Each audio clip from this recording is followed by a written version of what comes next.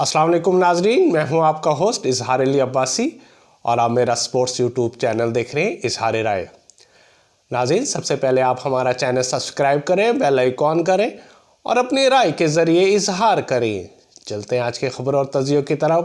Pakistan cricket board का एक बहुत बड़ा इस्तीफ़ा सामने आ गया।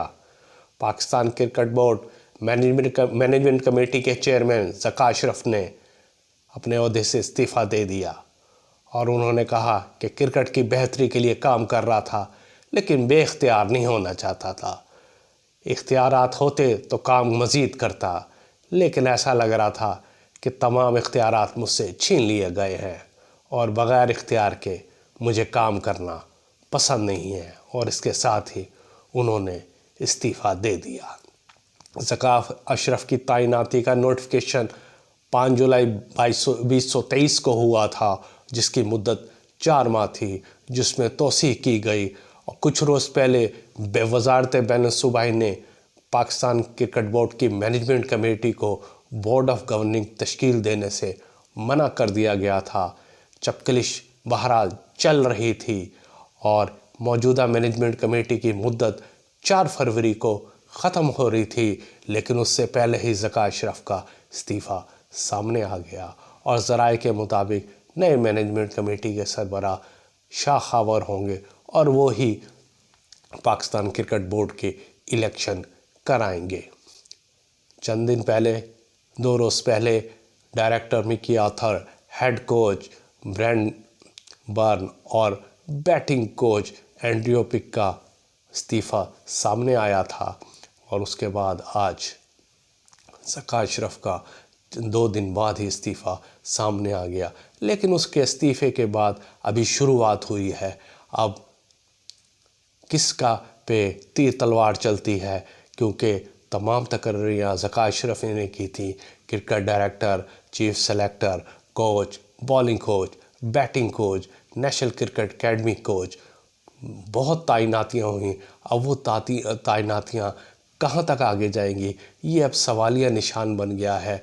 नई मैनेजमेंट जो आ रही थी और क्रिकेट को चला रही थी, अब उनके जाने के बाद उनकी भी तब्दीलियां आ जाएंगी, क्योंकि चंद साल पहले पाकिस्तान क्रिकेट बोर्ड के जब सरबराह रमीज़ राजा थे, उनकी मैनेजमेंट तैयार करदा टीम थी, जबकि दूसरी तरफ जैसे ही क्रिकेट बोर्ड के सरबराह नजम सेठी आए तो उन्होंने अपनी ही टीम उतारी, और ज़का अशरफ के आने पर ज़का अशरफ ने अपनी ही टीम उतारी। एक चंद मुख्तसर मुद्दत में 3 मैनेजमेंट कमेटियां अपनी अपनी लॉबी की आईं, और बहरहाल क्रिकेट क्या हुआ, जिसका पाकिस्तानी अवाम मुसलसल देख रही है कि बोर्ड्स के चेयरमैन मुसलसल बदलने से किसी का नुकसान नहीं हुआ। क्रिकेट का और ख़ास तौर पर पाकिस्तानी क्रिकेट का बहुत ज़्यादा नुकसान हुआ है। आज चौथे T20 मैच में न्यूजीलैंड ने पाकिस्तान को हरा दिया और 7 विकेटों से हराया। पाकिस्तानी टीम 20 ओवर में 158 रन बना सकी। इब्तदाई 3 खिलाड़ी पाकिस्तान ने जल्द आउट करी है, 20 रन पर 3 आउट, और तीनों विकेटें शाहीन शाह अफरीदी ने हासिल की। लेकिन उसके बाद 139 रन की पार्टनरशिप हुई और न्यूजीलैंड ये मैच 3 विकेटों के नुकसान पर स्कोर टारगेट हदफ पूरा कर लिया। इसके बाद ख़ास बात पाकिस्तान की, ये टूर्नामेंट में तो सीरीज़ में मुसलसल चौथी शिकस्त है, लेकिन T20 में उनकी मुसलसल 6ठी नाकामी है। इस तरह उन्होंने मुसलसल 6ठी नाकामी का अपना ही रिकॉर्ड बराबर कर दिया है। अचंभे की बात ये कि शाहिद अफरीदी जो बतौर T20 कप्तान थे, उन्होंने आखिरी जो 4 मैच बतौर T20 कप्तान हुए वो चारों हारे थे, जबकि उनके दामाद शाहीन शाह अफरीदी ने इब्तदाई T20 फॉर्मेट के कप्तान ने इब्तदाई 4 मैच हारे हैं। इससे ये अंदाज़ा हो रहा है कि पाकिस्तान क्रिकेट की गाड़ी ही जाम हो चुकी है। वो इस्तेकाम और तसलसल जो चंद माह पहले था, अब किस्सा पारीना मालूम होता जा रहा है। बज़ाहिर इस्तराब सी तारी है, जहाँ बेसबब पैर हाथ مارے جا رہے ہیں، اور یہ تمام صحیح بالآخر لا حاصل رہ جاتی ہے۔ کسی کو کوئی معلوم نہیں کہ کہاں جا رہے ہیں، ہماری کھوج کا مقصد کیا ہے، ایسا کیوں ہوتا ہے۔ پہلے بابر اور رضوان کی بیٹنگ کس کے اسٹرائک ریٹ کا متنجن بنایا گیا، انہیں بیچا گیا۔ اب ایسا نہیں ہے، کپتان بدلا، مینجمنٹ بدلی، کیا فخر زمان بیٹ چلانا ہی بھول گئے، یا افتخار احمد کی ساری قوت مانند چلی گئی۔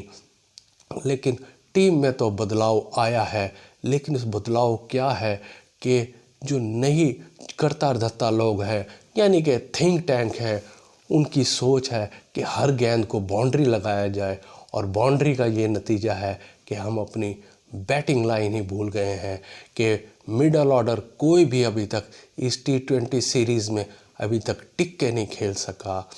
اعظم خان، افتخار اور دیگر کھلاڑی ناکامی کا، مسلسل ناکامی کا سامنا کرتے آ رہے ہیں، اور ایسا لگ رہا ہے کہ ٹیم میں کوئی بھی الو سیدھا نہیں ہے، ہر کوئی اپنی الاپ راہ ہے۔ ہمیں یہ دیکھنا چاہیے کہ ہمیں کس سمت جانا ہے۔ ابھی تو ہمیں سمت کا ہی نہیں پتہ لگا کہ ہم نے کس سمت جانا ہے، اور نیوزی لینڈ کے خلاف کیا اپنا پلاننگ کرنی ہے، ہمیں تو اپنی پلاننگ کا نہیں پتہ۔ ٹیم مینجمنٹ کوچنگ کو یہ بہرحال یہ بات سمجھنی چاہیے۔ بقول ایشین ڈان بریڈ مین ظہیر عباس نے چند دن پہلے یہ بات کی تھی کہ کھلاڑیوں کی جو خامیاں ہوتی ہیں وہ کوچ صحیح کرتے ہیں، اور کوچ کو کھلاڑیوں کی خامیوں پر توجہ کرنی چاہیے۔ لیکن جب کوچ ہی کھلاڑیوں کی خامیاں دور نہ کر سکے تو پھر آخر کھلاڑیوں بھی کی جلد آؤٹ ہوں گے۔ یہ ظہیر عباس نے یہ بات کی ہے کہ کوچز کو اپنی حالت پہ بھی رحم کرنا چاہیے، اور انہیں کھلاڑیوں کو صحیح تکنیک سمجھانی چاہیے۔ پاکستان کرکٹ ٹیم کے سابق کپتان سرفراز احمد کی یہ خبریں گردش میں آ رہی ہیں وہ کہ کرکٹ سے مسلسل ان آؤٹ رہنے کی وجہ سے دل برداشتہ ہو کر برطانیہ شفٹ ہو گئے ہیں۔ ان کے اہل خانہ، ان کی مسز اور ان کے بچے، تمام اہل خانہ برطانیہ شفٹ ہو گئے ہیں، اور یہ ہمیں ذرائع بتا رہے ہیں کہ وہ صرف PSL کھیلنے آئیں گے اور کوئٹہ کی ٹیم سے کھیلیں گے، لیکن اس کے بعد وہ پاکستان میں نہیں رہیں گے، برطانیہ دوبارہ چلے جائیں گے۔ اور یہ ذرائع یہ بھی کہہ رہے ہیں کہ وہ یہ بھی خواہش رکھتے ہیں کہ مستقل طور پر برطانیہ شفٹ ہو جائے۔ سرفراز احمد نے پاکستان کے لیے 2 بڑے ٹائٹل ان کے نام ہیں کہ وہ انہوں نے بطور کپتان پاکستان کو 2 بڑے ٹائٹل دیے ہیں۔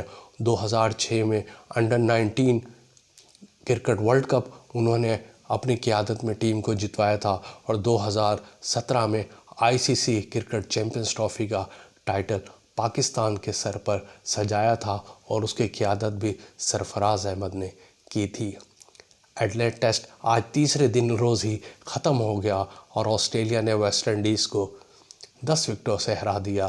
ویسٹ انڈیز کی ٹیم دوسری اننگز میں 120 رنز بنا کر آؤٹ ہو گئی تھی، اور جواب میں 26 رنز کا جو ٹارگٹ تھا آسٹریلیا نے بغیر کسی نقصان کے پورا کر لیا۔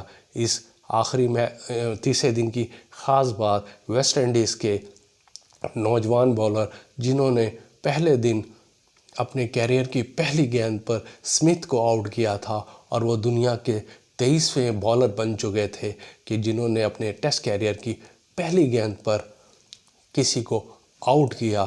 آج انہوں نے ایسا باؤنسر مارا کہ عثمان خواجہ کے جبڑے کو لگ گئی، اور ان کا جبڑا زخمی ہو گیا، خون بہنے لگا، اور ڈاکٹر کے ابتدائی طبی امداد کی، تاہم ان کے جبڑے پہ فریکچر نہیں ہوا، انہیں کلیئر قرار دیا گیا ہے، لیکن ان کی برسبن ٹیسٹ میں شرکت مشکوک ہو گئی ہے۔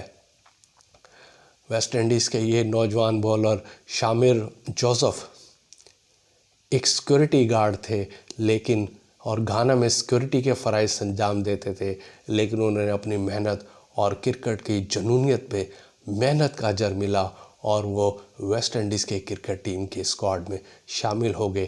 ایک سیکورٹی گارڈ ایک ہی دن میں دنیا بھر میں مشہور ہو گیا، دنیا بھر میں پاپولر ہو گیا کہ انہوں نے ایک سیکورٹی گارڈ نے اپنے ٹیسٹ کیریئر کی پہلی گیند پر دنیا کے مانے بلے باز کو آؤٹ کر دیا، اور وہ بلے باز اسمتھ تھے، جو ڈیوڈ وارنر کے ریٹائرمنٹ کے بعد آسٹریلیا کے بطور اوپنر، ٹیسٹ اوپنر سامنے آئے تھے، اور شامر جوزف نے انہیں اپنے ٹیسٹ کیریئر کی پہلی گیند پر آؤٹ کر دیا۔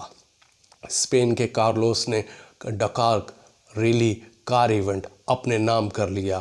وہ 61 برس کی عمر میں انہوں نے یہ ایونٹ اپنے نام کر لیا، اور وہ دنیا کے عمر رسیدہ کار ڈرائیور بن گئے جنہوں نے ڈکار ریلی اپنے نام کی۔ موٹر سائیکل ایونٹ میں رکی برابیک نے یہ اعزاز اپنے نام کیا، انہوں نے یہ اعزاز دوسری بار جیتا ہے۔ کارلوس ایونٹ میں 4 مرلوں میں فتح حاصل کر کے مجموعی طور پر برتری حاصل کی، اور انہوں نے ٹائٹل اپنے نام کر دیا۔ اسپین کی خاتون rider Cristina lightweight challenges نے حاصل کی، اور وہ 2001 کے بعد اس کیٹیگری میں ٹائٹل جیتنے والی دوسری خاتون بن گئیں۔ آسٹریلین اوپن ٹینس ٹورنامنٹ میں سربیا کے جوکووچ نے آج 100واں میچ جو کہ گرینڈ سلام ٹورنامنٹس میں اپنا 100واں میچ کھیلا، اور انہوں نے بآسانی یہ میچ جیت لیا۔ انہوں نے گرینڈ سلام میں 100 میچ کھیلے، جن میں سے وہ 92 انہوں نے جیتے ہیں، 8 میں انہوں نے شکست کا سامنا کرنا پڑا۔ اس طرح وہ یہ گرینڈ سلام میں 100 میچز کھیلنے والے دنیا کے پہلے ٹینس کھلاڑی بن گئے ہیں۔ آسٹریلین اوپن ٹینس میں عالمی نمبر 2 خاتون کھلاڑی سیبرینا نے اپنا دوسرا راؤنڈ کا میچ 58 منٹ میں سیٹ جیت لیا، اور ان کا سکور 6-0 رہا، اور انہوں نے عالمی نمبر 28 کو صرف 58 منٹ میں ایونٹ سے باہر کر دیا۔ Pakistani hockey Olympic qualifying round میں پاکستان نے اپنا میچ ملیشیا سے سخت مقابلے کے بعد برابر کیا تھا، اور وہ سیمی فائنل میں پہنچ گیا تھا، جہاں سیمی فائنل میں ان کا مقابلہ جرمنی سے 20 جنوری بروز ہفتہ کو ہوگا، اور پاکستانی وقت کے مطابق شام 7 بجے دکھایا جائے گا۔ یہ تھی آج کی خبریں، اپنا خیال رکھیے گا، اللہ حافظ۔